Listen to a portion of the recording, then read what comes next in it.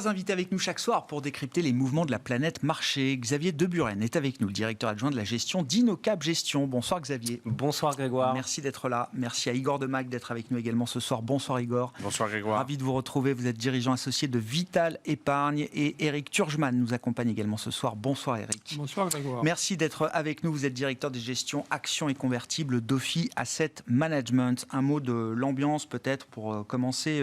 Eric, je le disais en introduction, l'exercice est difficile. Il faut que les investisseurs intègrent un durcissement monétaire, alors qui a commencé il y a quelques mois déjà, mais qui va se poursuivre, qui sera peut-être plus intense que ce qu'on imaginait encore sur le plan global. Et en même temps, il faut commencer à intégrer tous les risques sur la croissance qui commencent à s'accumuler, à savoir l'idée d'une récession, d'un slowdown, d'un ralentissement qui pourrait être d'ailleurs assez généralisé entre les grandes zones économiques, Chine, Europe, États-Unis. La grande image n'est pas engageante, on va dire. Alors, je crois que c'était Greenspan qui avait dit, si vous avez compris ce que j'ai dit, c'est que je me suis mal exprimé. Là, pour le coup, ils s'expriment très bien, les banquiers centraux. Depuis quelques mois, ils nous disent clairement, je vais lutter contre l'inflation, quoi qu'il en coûte. Donc, quoi qu'il en coûte a changé de main. Et en gros, ce qu'ils disent aussi, c'est que il faut une récession pour que finalement on arrête d'écoper tout ce qu'on avait inondé depuis 2008 maintenant, depuis une quinzaine d'années. Donc ça, c'est très très clair. Le problème, c'est que en temps normal, on peut plus ou moins lutter contre l'inflation quand c'est une inflation de demande, en refroidissant l'économie. Les taux montent, vous pouvez moins vous endetter. Donc là, le problème, c'est que c'est une inflation d'offres. Parce que ils peuvent faire ce qu'ils veulent, ils ne vont pas stopper la guerre en Ukraine, stopper la hausse du gaz, du blé, etc. Donc c'est ça qui est compliqué. Effectivement, donc, vous avez les taux qui vont monter encore, en tout cas les taux courts.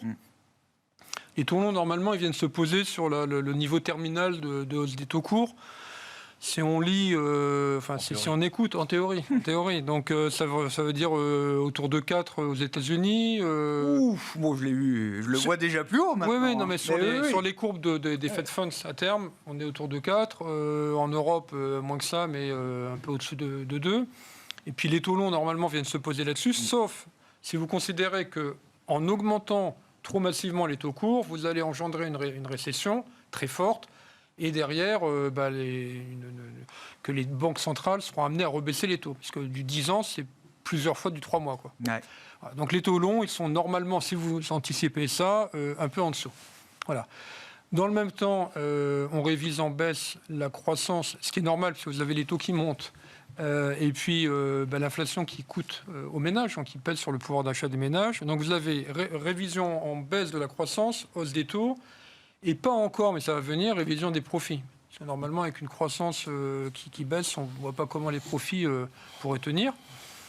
Ça fait un cocktail, effectivement, qui n'est pas très sympathique. Et à côté de ça, il y a une centrale nucléaire pas loin de chez nous qui peut exploser à tout moment. Donc, ça ne donne pas le moral.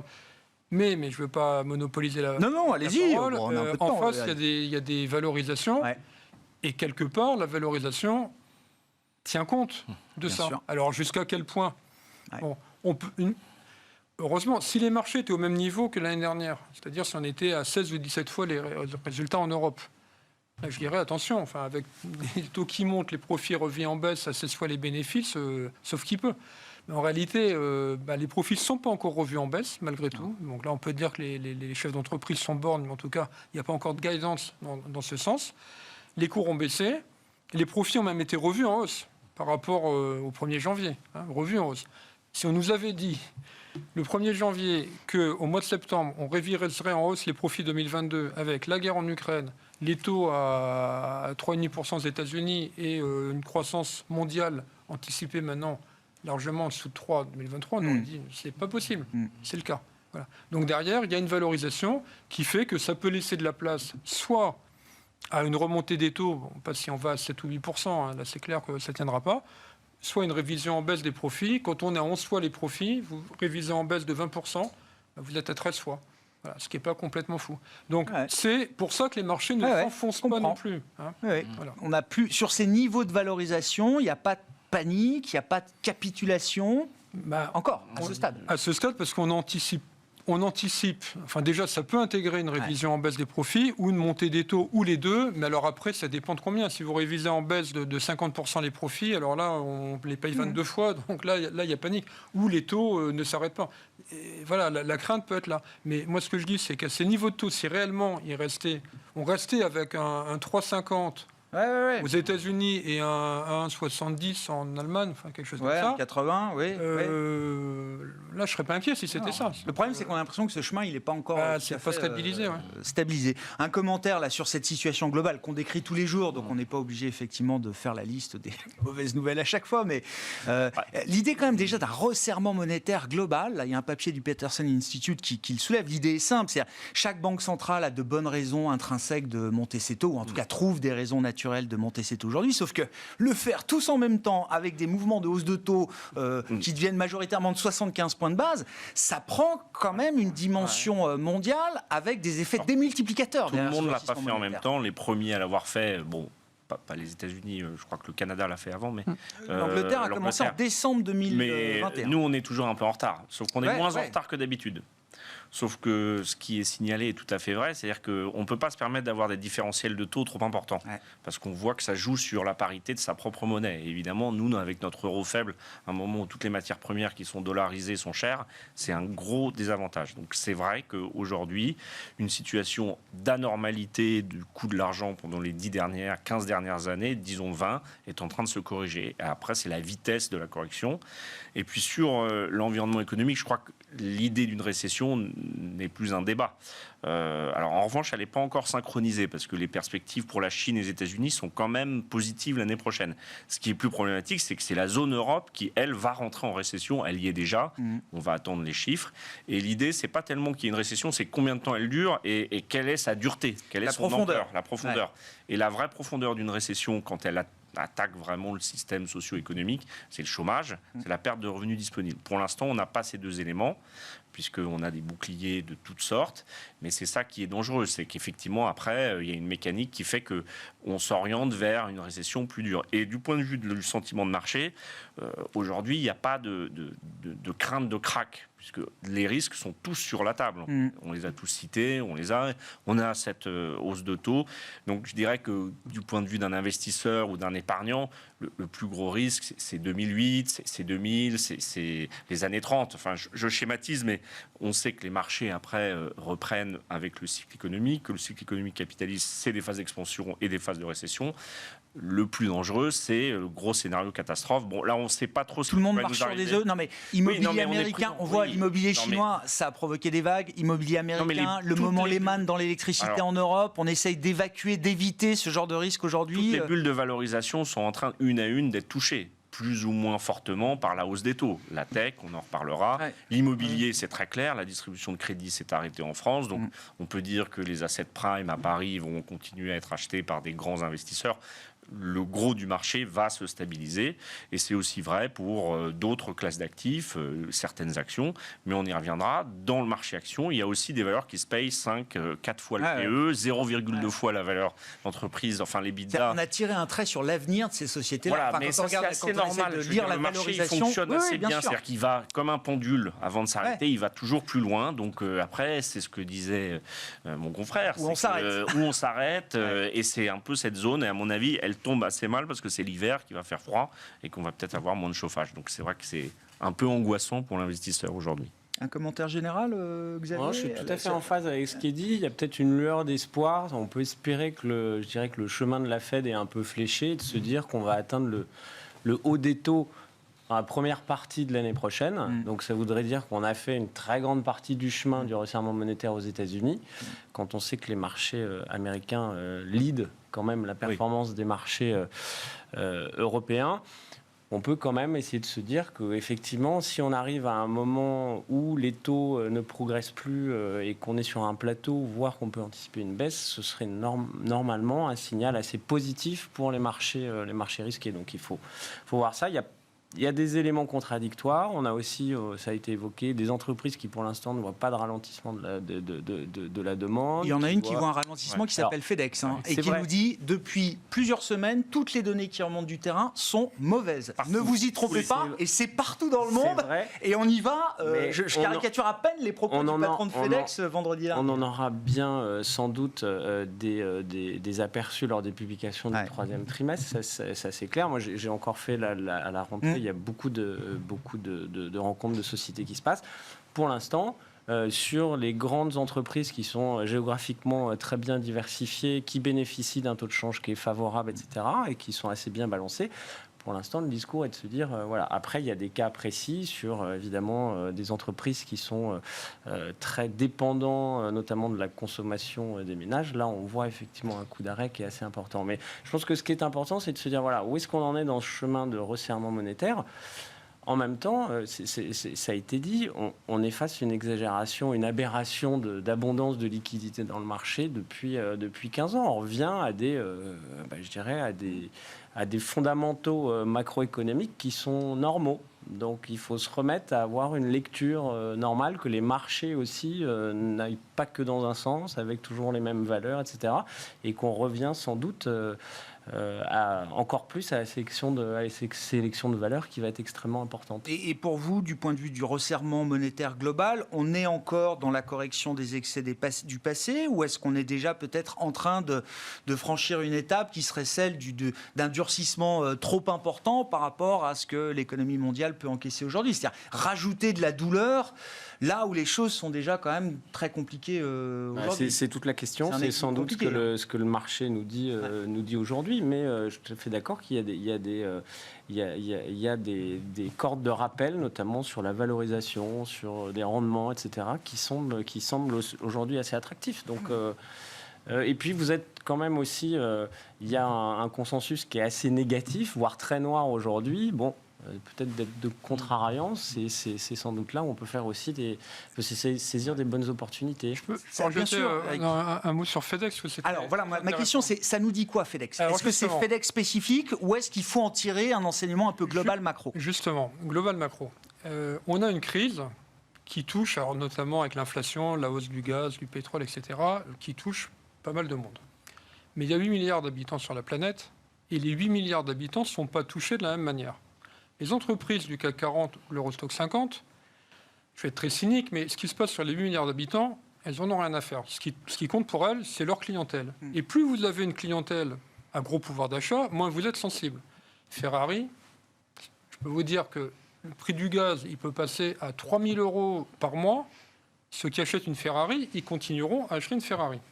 Puis si on descend, alors Hermès, c'est peut-être un peu moins vrai, mais c'est quand même vrai. Et puis vous descendez. Le problème de FedEx, ou d'ailleurs de Walmart ou de Carrefour, c'est qu'ils ont une clientèle beaucoup plus large. Et donc, à un moment donné, vous touchez des clients qui commencent à être impactés par la hausse du gaz et du pétrole. Et c'est pour ça qu'on se dit, mais comment ça se fait que les entreprises du CAC 40 ou de l'Eurostock 50 ne révisent pas en baisse ? C'est parce que globalement, leur clientèle n'est pas encore complètement étranglée par ce qui se passe. Donc, il ne faut pas généraliser ce qui se passe sur FedEx à l'ensemble des sociétés, en tout cas, des gros indices, parce que nous on parle de quoi ? On parle du CAC 40, de l'Eurostock 50.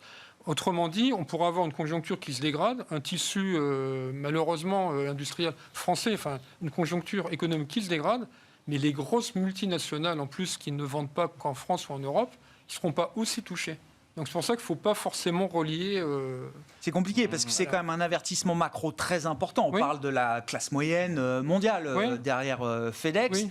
Et en même temps, effectivement, des entreprises, alors vous avez cité Ferrari, mais tout le luxe côté à Paris n'est pas encore affecté par... J'exagère volontairement. Bien sûr. Mais parce que Ferrari a 11 000 clients, alors après... mais Stellantis, ils n'ont pas forcément 8 milliards de clients non plus. Donc vous voyez, il faut voir à quel niveau on est touché. On sera touché, les entreprises sont touchés. Mais il faut bien voir que les plus grands profit warnings, ils seront faits par des entreprises qui ont une clientèle très très large et qui, à un moment donné, sont étranglées par ce qui se passe. Très clair. Je crois quand même qu'on va avoir un petit peu de profit warning, parce que qui dit récession macro se traduit forcément microéconomiquement, et même dans un secteur comme les banques, il est possible que le coût du risque monte un peu plus que prévu, même si, globalement, les banques, on y reviendra, c'est un des secteurs qui profite le plus de la hausse des taux aujourd'hui, qui est peu cher, etc. Banque et assurance. Oui, banque et assurance. Mais les assureurs, ils ont aussi un bilan à gérer. Donc, c'est plus compliqué de gérer un bilan quand les taux montent, surtout qu'ils sont très obligatarisés dans leur gestion d'actifs. Mais je pense qu'on va quand même avoir des profit warning, mais tout est une question d'anticipation et de valorisation. Un profit warning, parfois, ça fait monter une valeur, parce qu'on a la nouvelle qu'on attend depuis tant de temps. Il n'est peut-être pas si grave que ça. Et puis le profit warning, c'est le passé. C'est surtout le discours sur le futur. Et là où FedEx est un petit peu déçu, c'est que c'est volume decline in every segment around the world. Et il n'a pas dit que ça allait se terminer. Donc c'est un peu ça qui est angoissant pour l'investisseur. C'est le futur, le passé. Bon, ben voilà, on fait les comptes. Je crois que c'est vrai que la classe moyenne, je ne sais même pas si on peut dire encore la classe moyenne, la classe médiane aujourd'hui, elle va souffrir beaucoup plus, d'où d'ailleurs les thématiques qu'on voit ressurgir sur les jets privés, les produits luxe, qui pourront un jour ou pas contaminer peut-être ces secteurs, ces valeurs très phares de la cote, qui étaient les valeurs de la tech, les valeurs du luxe, où on se disait un mode de consommation de loisirs ultra luxueux, peut-être que la sobriété va s'imposer aussi dans la bourse. Ce qu'on voit ce qu'on voit dans le débat public autour du symbole des jets privés, ça peut se retrouver à un moment dans des primes de valorisation pour des groupes spécifiques au niveau mondial, qui adressent une clientèle je pense que c'est un débat très franco-français et globalement le débat français autour du marché action et de la bourse catastrophique depuis des années. Oui, c'est-à-dire qu'on trouve que c'est un casino. Oui. Non, mais l'idée française est que la bourse est un truc de bandits qui jouent au casino, ce qui n'est pas du tout vrai quand on voit... il y a beaucoup de jeunes investisseurs qui s'interrogent justement sur la manière d'utiliser la bourse pour des objectifs de vie. Mais la vision de la bourse est assez mauvaise. Par la retraite, oui.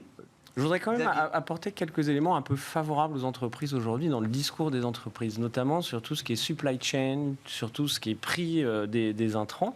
Et alors, il y a certaines entreprises qui disent qu'ils ne voient pas de ralentissement de la demande. Par contre, il y a quand même un point assez général, c'est que les entreprises aujourd'hui profitent de prix, notamment de matières premières, comme l'acier, comme un certain nombre de matières premières importantes qui peuvent rentrer dans les coûts de fabrication de façon assez significative et qui sont en train de baisser, pas se normaliser, mais qui sont en train de baisser. Le pétrole a baissé déjà. C'est des éléments. Le gaz, mine de rien, ça a rebaissé. L'acier, ça voilà. fait des mois que certaines matières premières baissent. C'est des éléments qui sont favorables. Je rajouterais aussi un élément, c'est sur toute la supply chain, toutes les contraintes qu'on pouvait avoir sur le semi-conducteur. Le président de Valeo disait qu'aujourd'hui, le secteur automobile a tous les semi-conducteurs nécessaires pour faire leur production qu'ils avaient anticipé, qui a été révisé, mais qui est anticipé pour la deuxième partie de l'année. Donc il y a pas mal d'éléments favorables. Le transport, on a vu les taux du fret qu'on baissait, etc. Donc il y a quand même... L'inflation, ça a été dit au départ, qui n'était pas sur des contraintes intrinsèques et économiques, mais plus sur des contraintes d'offres. En train de s'estomper.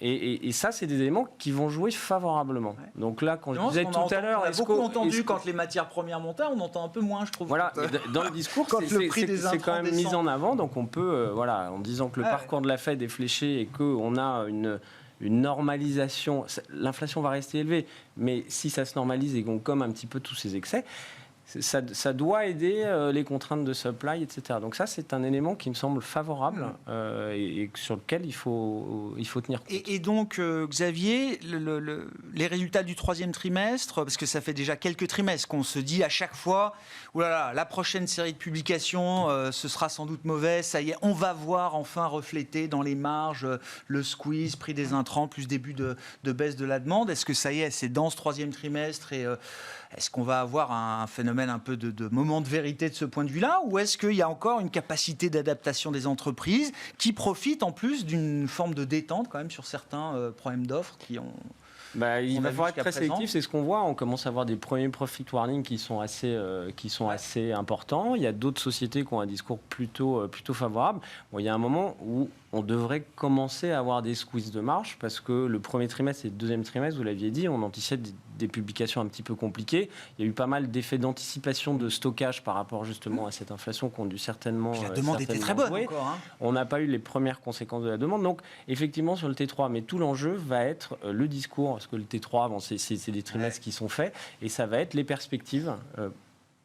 Pour la fin de l'année, c'est pas grave, l'année est faite, mais pour 2023, est-ce qu'il y a assez de visibilité pour que les entreprises puissent tracer une route?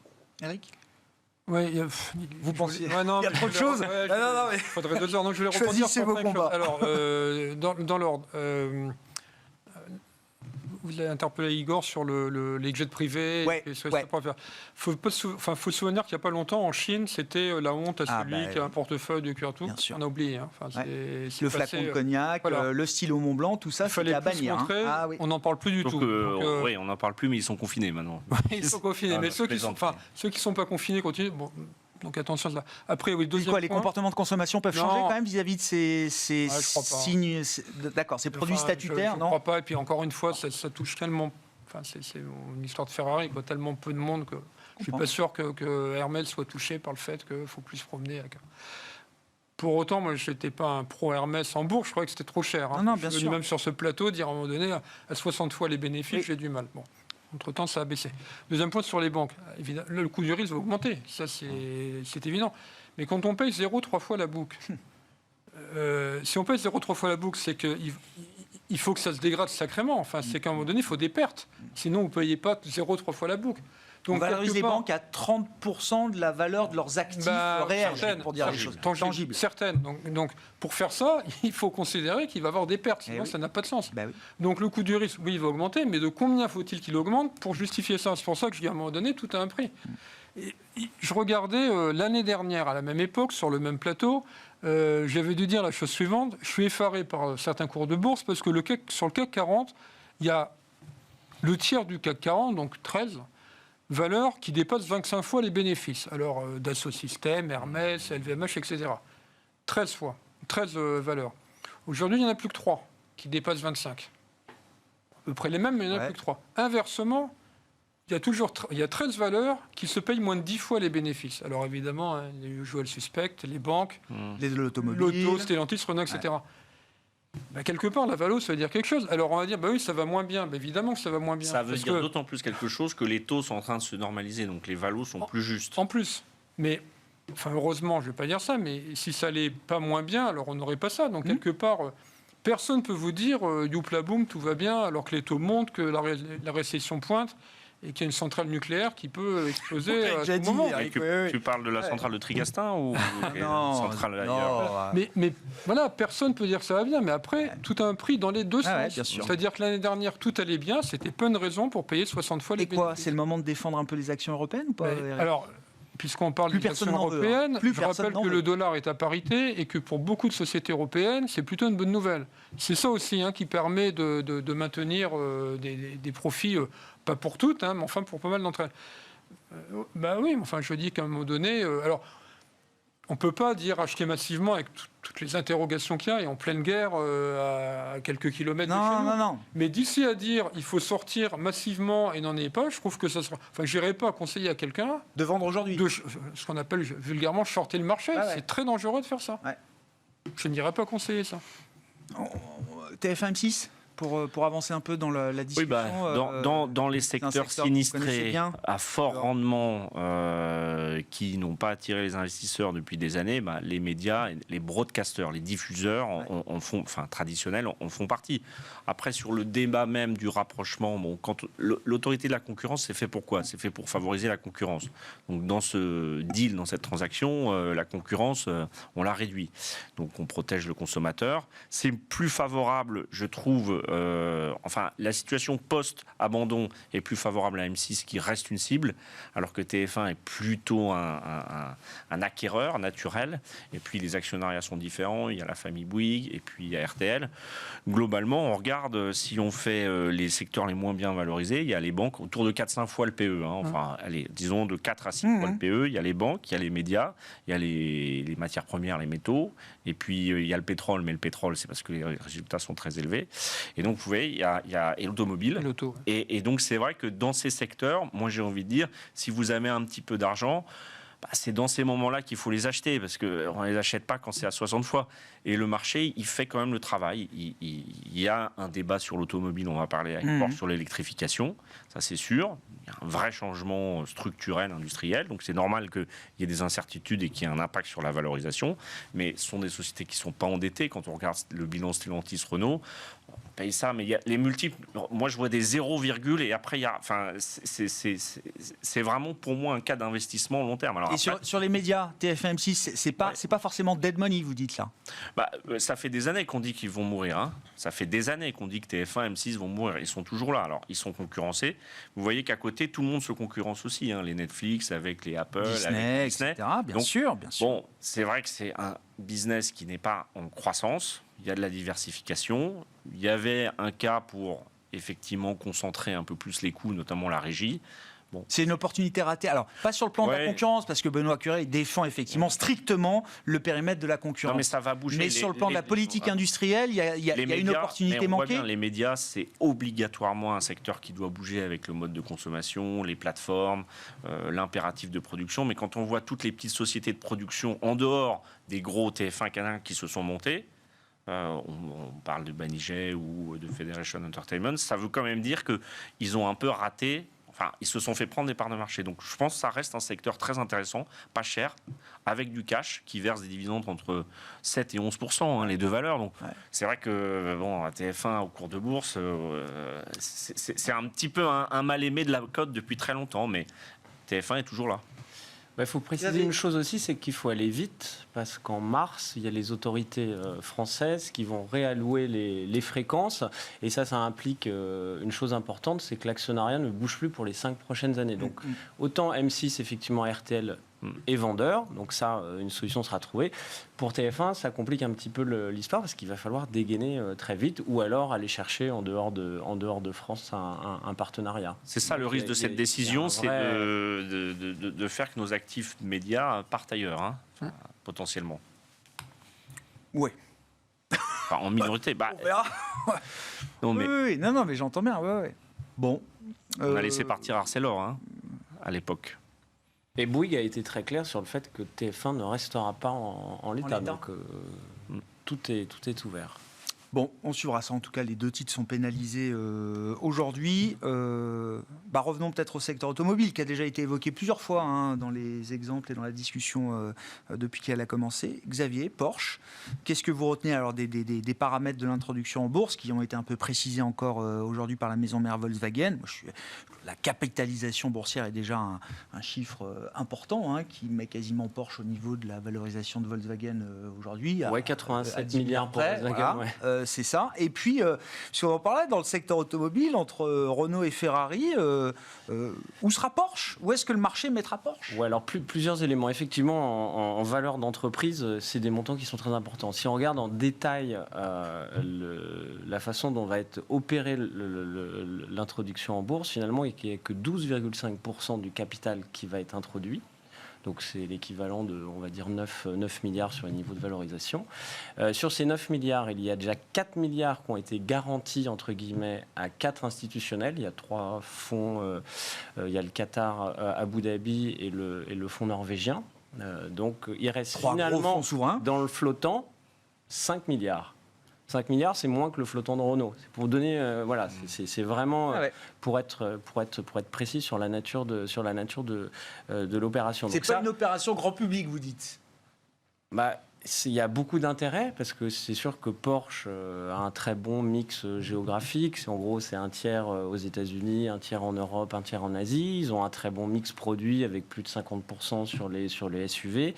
C'est une société qui exécute très bien d'un point de vue industriel, d'un point de vue opérationnel, qui a des marges qui sont très bonnes.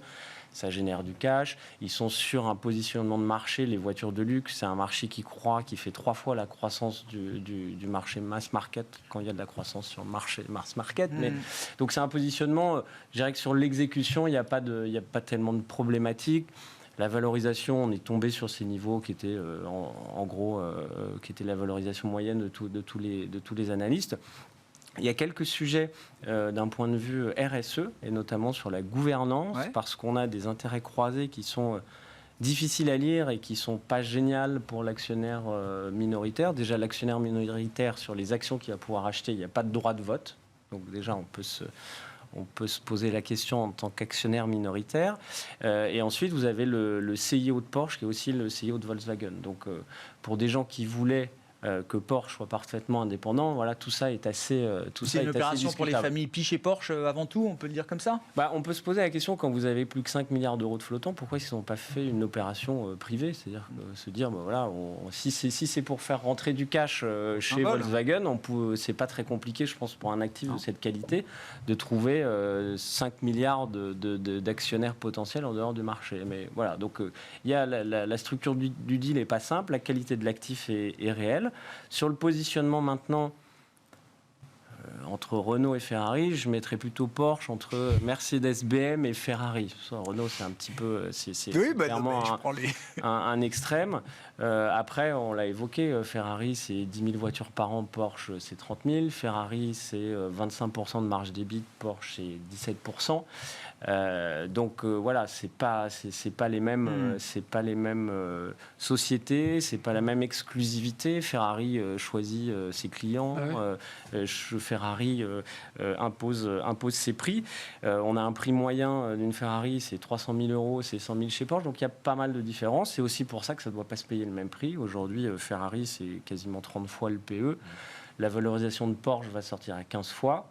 Et Mercedes à 5 fois. Donc voilà, il va voir. C'est bien, si ça donne la gradation quand même de ce que le marché valorise. Mais c'est bien dans toute la chaîne de valeur, entre guillemets, etc.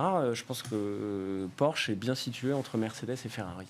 Igor, c'est la question qui peut poser problème, mais c'est une question un peu vraie pour toute l'industrie, c'est l'électrification. Et est-ce qu'une voiture de sport, de luxe, peut aussi attirer en étant tout électrique dans 5, 10, 15 ans? Ça, on n'a pas la réponse.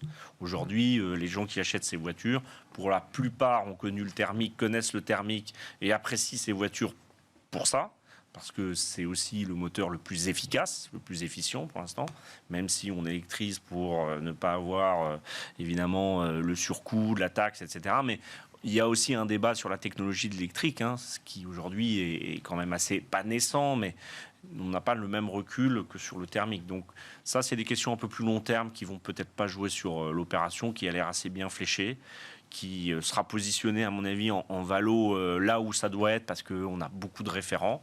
Après, c'est vrai que moi, je suis plutôt Stellantis que Renault, mais je pense que dans l'automobile, il y a de la valeur. Je veux dire, un actif industriel qui produit en grand nombre sur des plateformes mondiales ce genre de biens, c'est unique. Il n'y en a pas beaucoup d'industries. Il y a les semis, mais c'est pour ça que ça ne peut pas valoir ce prix-là. Il y a un point d'interrogation sur l'utilisation des véhicules électriques, mais il se peut que dans 20 ou 30 ans, on revienne au thermique aussi. Il se peut. Non, mais aujourd'hui, quand on découvrira le coût de traitement d'une batterie, de toute la chaîne, là aujourd'hui, on ne peut pas le connaître. Il n'y a pas d'utilisation de masse de l'électrique. Donc, là, il y a quand même, c'est bien balisé, enfin, réglementairement parlant. Mais je reviens sur le comportement du consommateur. Vous connaissez bien le monde automobile. Enfin, oui, pour un Porschiste ou pour un Ferrariste. Il y en a qui sont les deux. Alors, fortiori ceux qui sont les deux. Le bruit du moteur thermique et l'efficience du moteur thermique, quand on achète une voiture, ça reste un facteur clé déterminant, ou est-ce que ce consommateur-là, il se satisfera aussi d'un modèle électrique d'ici 10 ans, Après, ça va vite venir. Génération, je veux dire, ceux qui n'auront pas beaucoup connu le thermique, entre guillemets. Il n'y a pas de risque de dégradation de la valorisation de ces groupes le jour où ils seront électriques, où leur modèle ou leur gamme sera complètement. Il y a une question sur la rémanence, enfin, je dirais la capacité de vieillir d'un modèle électrique. Je vais m'arrêter là parce que je comprends. Un peu. Et ça, on la connaît Mais pas c'est encore. important pour ces voitures-là qui ont un marché secondaire important, j'imagine peut-être. Le secondaire va être encore plus important si on a des problématiques d'approvisionnement, ce qu'on voit sur Ferrari par exemple. Mais on n'a pas de réponse sur la viabilité des modèles électriques à terme, sur le coût de remplacement, d'entretien. Eric. Ferrari, je reviens là-dessus, c'est 11 000 clients. Donc ne vous inquiétez pas, s'il y en a 11 000 qui n'aiment pas le bruit de l'électrique et qui sont nostalgiques de l'atmosphérique, on va en trouver 11 000 autres. Donc, et sur Ferrari, je me demande pourquoi leur marge est si faible. Même à combien? C'est quoi, 30-40% de marge? 25%, mais ils ont seulement 25%. Mais ils peuvent monter à 40 de toute manière. Oui. Le bon exemple, c'est le Purosangue, le SUV qui a été lancé il y a une dizaine de jours. Ils ont attendu d'avoir des remontées de carnet de commandes pour fixer le prix.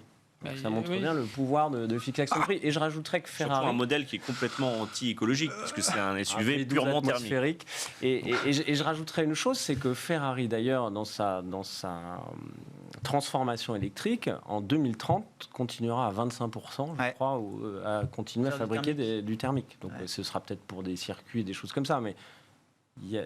ça reste Ferrari avec des moteurs thermiques et également Ferrari, je crois, une équipe de 50 personnes qui travaillent sur le bruit de leur voiture électrique en disant voilà, ce sera aussi reconnaissable qu'un bruit de c'est bien moteur ça thermique. Fait partie Ferrari, de la désirabilité d'une Ferrari. Et ils prennent ça très au sérieux. J'imagine. C'est bizarre d'ailleurs de vouloir du bruit comme ça. Oui, mais il faut faire un barbel, il faut acheter Ferrari ou Porsche et Stellantis ou Renault, comme ça on fait... Avec 10% de rendement. Voilà. Mais la Valo... avec 20% de free cash flow yield, pas de dette, donc... Bon, oui, ça fait peut-être pas rêver quand on regarde les modèles, mais nous, en tant qu'investisseurs, on est là pour acheter des sous-jacents qui fonctionnent et puis qui ont des marqueurs opérationnels et financiers. Bon, il nous reste 1 minute chacun. Qu'est-ce qu'on fait ? Il y a toujours quelque chose à faire. L'ambiance est compliquée. Elle n'est pas porteuse pour la prise de risque aujourd'hui sur les marchés. Est-ce qu'il y a quand même des choses à faire intelligentes, pertinentes ? Alors, avec des horizons de temps, à vous de les définir d'ailleurs. Igor ? Non, nous, on utilise pour nos clients en ce moment les produits structurés qui sont... une façon de vendre une couverture de risque. Moi, je pense qu'il faut garder du cash parce que dans ces moments-là, c'est là où on peut saisir des bonnes opportunités. Et puis, un peu d'action dans les secteurs qu'on a cités, parce que c'est intéressant. Et puis, là, je vais faire un petit peu de pub pour les banques, mais comme j'achète des actions des banques, je me fais plaisir à moi-même. Mais c'est vrai qu'on revoit des propositions sur des taux courts, des comptes à terme à 2-3%. Donc ça veut dire que tout ça, ça les solvabilise et que les clients sont en train de revenir un peu vers ce type de produit. Alors, c'est un peu au détriment d'autres produits de placement, mais je trouve que c'est quand même un bon signe que les banques maintenant soient assez offensives là-dessus, parce que ça veut dire qu'elles vont se recréer des marges d'intérêt et des marges de taux.